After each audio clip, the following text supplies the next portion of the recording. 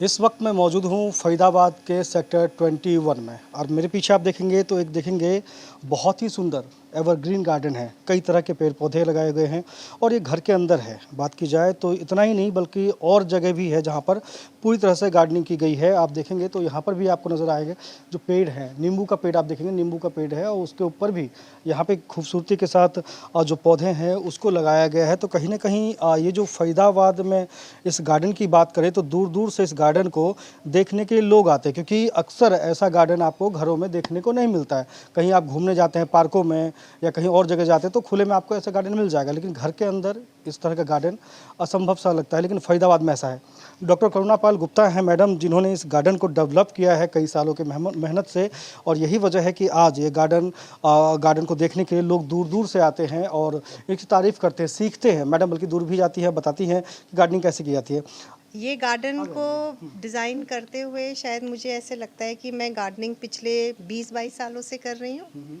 और क्योंकि हमेशा से पेड़ पौधों से लगाव था, और जब हम यहाँ शिफ्ट हुए 21 में तो हमारे पास जगह काफ़ी थी।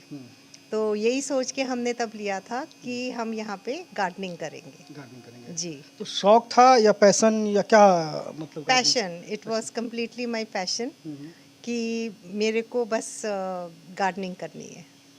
अब कितने तरह का जो पौधा है वो लगाती हैं आप? मेरे पास जो गार्डन्स हैं अलग अलग डिफरेंट साइट्स में हैं एज़ पर दी डायरेक्शन।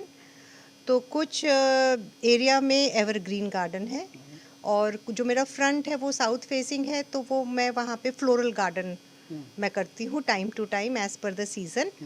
तो अगर मैं हरे भरे पौधों की बात करूँ तो ओवर 50 डिफरेंट वैराइटीज़ ऑफ मेरे पास एवरग्रीन प्लांट्स हैं, जिसमें हर्ब्स भी हैं, श्रब्स भी हैं, ट्रीज़ भी हैं।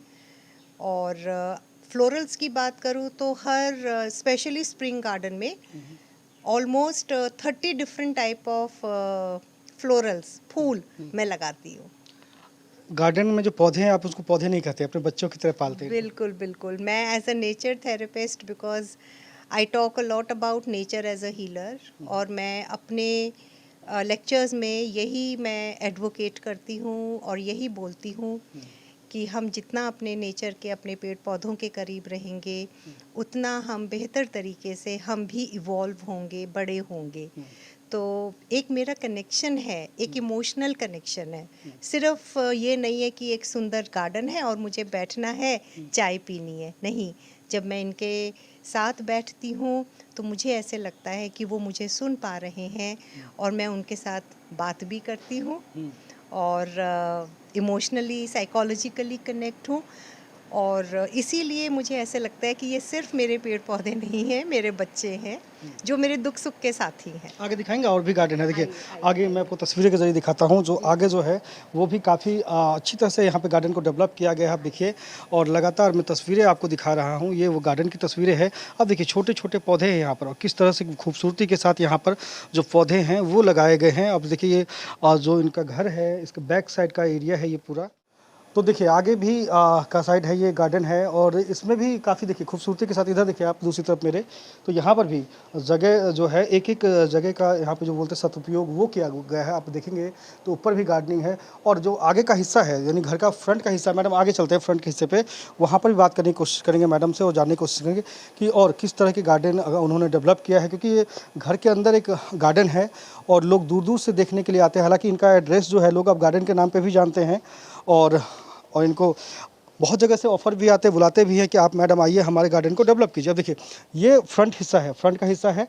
यहाँ पर हालांकि अभी बरसात का मौसम है तो कुछ ऐसे पौधे भी हैं जिनको अभी लगाना बाकी है, और यही वजह है कि यहाँ पर आप देखिए यहाँ पर भी गमले लगाए गए हैं।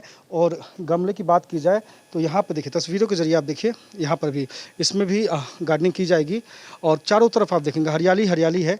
और बात करने की कोशिश करेंगे मैडम से। मैडम यहाँ पर भी आपने पीछे भी ये जो अभी इसमें गमले में छोटे छोटे पौधे किस चीज़ के, फूलों के हैं क्या? हाँ जी, ये अभी समर्स ख़त्म हुई है ना, गर्मी का सीज़न, तो सारे गर्मी के फूल थे। और अब क्योंकि अब बरसात आ गई है, वो ख़त्म हो गए, तो अब बस ये तैयारी है गुलदावरी के लिए। और फिर गुलदावरी के बाद स्प्रिंग गार्डन तैयार होगा इन्हीं गमलों में, और ये जो आप खाली क्यारियाँ देख पा रहे हैं इन सब में। तो दूर दूर से भी आते हैं लोग आपके पास, बोलते भी मैडम हमारा गार्डन डेवलप करना है फार्म हाउस में, तो कहाँ कहाँ जाते हैं आप? मैंने पूरे दिल्ली एनसीआर में काम किया है। पानीपत भी गई हूँ, रोहतक भी गई हूँ, अच्छा, तो मैंने हर जगह काम किया है। तो कहाँ कहाँ से लोग आते हैं देखने के लिए? दिल्ली एनसीआर या बाहर से भी लोग आते हैं? दिल्ली एनसीआर से भी आते हैं और वर्ड ऑफ माउथ से, अगर बाहर से कोई लोग दिल्ली एनसीआर में हैं और उस समय अगर मेरे गार्डन में अच्छे फूल खिले हुए हैं और जो फूलों का शौक रखते हैं, नेचर का शौक रखते हैं, वो ज़रूर आते हैं। जरूर आते हैं।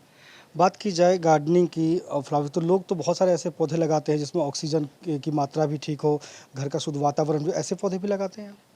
देखिए, मैं तो ऐसा मानती हूँ, हर पौधा ऑक्सीजन से भरपूर होता है। जी। ये शायद कहीं मार्केटिंग गिमिक है, हम्म, तो इसलिए मैंने कभी भी ऐसे पौधों का चयन नहीं किया जो मुझे ज़्यादा ऑक्सीजन दे रहे हैं। मैं सिर्फ पौधे लगाती हूँ और उनके साथ बैठती हूँ और अपना समय स्पेंड करती हूँ और मुझे लगता है कि मुझे भरपूर ऑक्सीजन मिलती है उनके साथ बैठने पे। घर वालों ने ये नहीं कहा जो तुम कहाँ गार्डनिंग में लग रही, क्योंकि बॉटनी के स्टूडेंट मेरे ख्याल से आप थे फिर भी? हाँ, नहीं, मैंने तो बीएससी एमएससी बॉटनी ऑनर्स किया है दिल्ली यूनिवर्सिटी से, गोल्ड मेडलिस्ट हूँ। फिर मैंने पीएचडी भी की हुई है microbiology all India institute of medical sciences से। लेकिन कई बार कहते हैं ना डेस्टिनी कॉलिंग, तो शायद ये मेरी डेस्टिनी कॉलिंग थी कि मैंने अपनी माइक्रोबायोलॉजी को छोड़ के और मैं इस क्रिएटिव वर्ल्ड में घुसी, प्लांट्स के साथ जुड़ी और आज ईश्वर की कृपा से बहुत अच्छा कर रही हूँ। कितने साल हो गए इसको?